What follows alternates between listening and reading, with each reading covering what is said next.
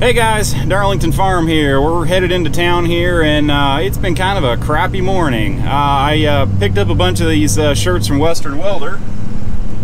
I really like them. I'm dropping them off to get them embroidered with my logo. But yeah, I did a business video last week and kind of felt like I should do that again here. So I've kind of been watching the Schofield welding there, that guy, and he does like the Money Monday, and I agree with some of the things he says, not all of them, but you take everything with a grain of salt. Anyway, he had one a while ago about not velocity of work, but the speed at which you can get things done is really important in this industry. And this morning I had a real good lesson in that one. So there's a Frito-Lay plant just down the road from me here. Somebody called from and needed an aluminum casting welded up like right the hell now, like now, like no, not wait around, like now. And yeah, so I have one AC/DC TIG welder, and it is at Miller, well actually at the Miller service place there in Indianapolis this for 2 weeks now. Basically, I was using it on a job where I was teaching, pipe welding with this copper aluminum alloy, and yeah, it blew up. Not pushing the duty cycle or anything. It's just the cooler power board blew up in it. The guy that does the repair work on it said, "Oh yeah, those go out all the time. The 210s are a piece of junk." And yeah, so it cost me $500 that I would have been able to rent the damn machine to him for that week.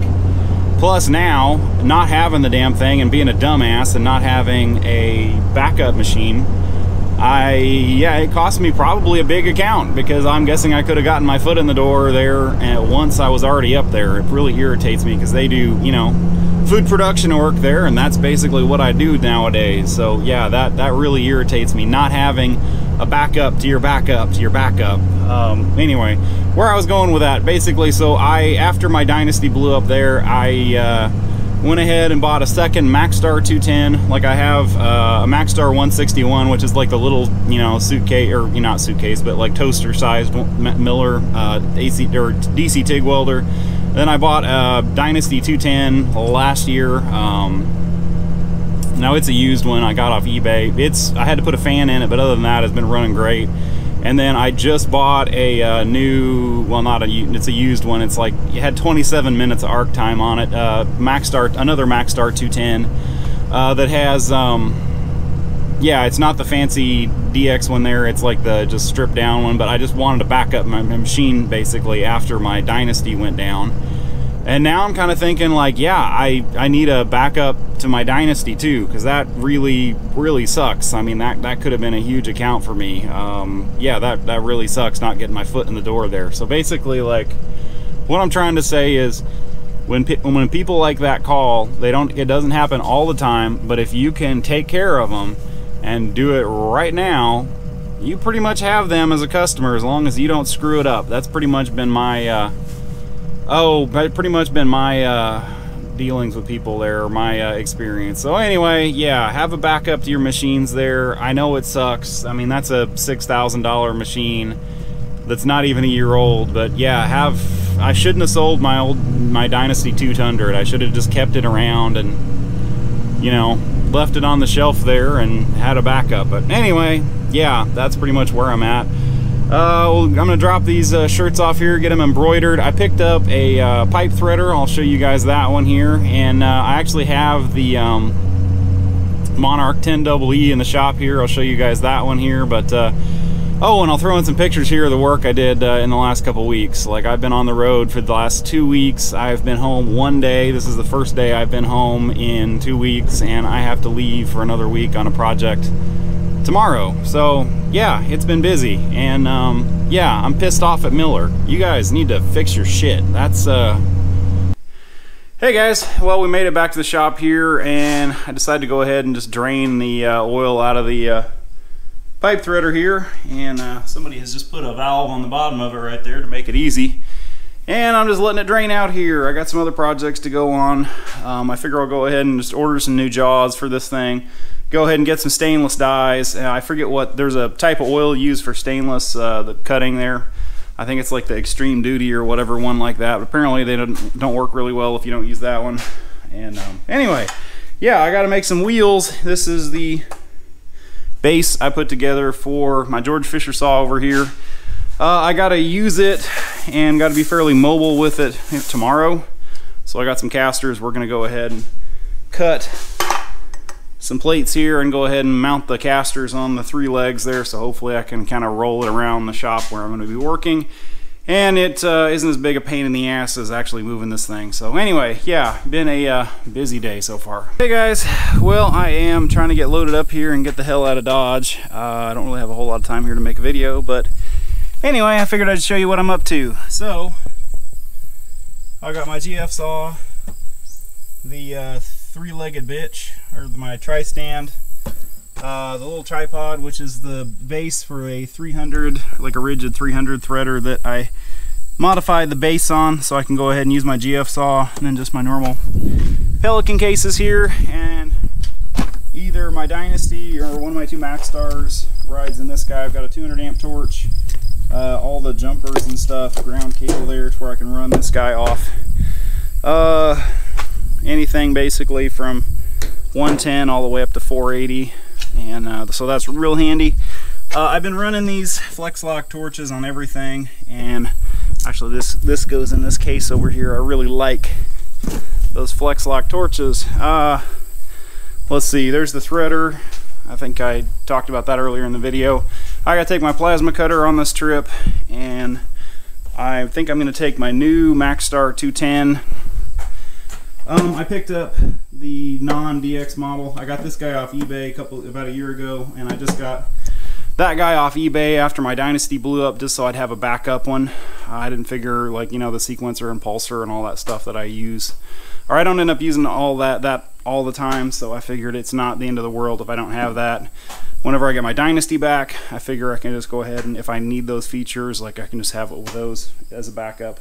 Anyway, so yeah, I'm gonna take the new guy along here and try that out. Here's the Monarch. I guess I never did get a chance to do a video on it. The motor that's in there has a bad shunt coil. Anyway, so they gave me a new motor with it. I guess they didn't, I think somebody at one time had told them the motor was bad, so they bought another one and never got around installing it. So it's I just have it hooked up with alligator clips here to try it out. Works great, and should be a cool project here if I ever actually get a chance to be home. They rolled it over, and so I got to fix the casting back here, and then I also like the cross slide.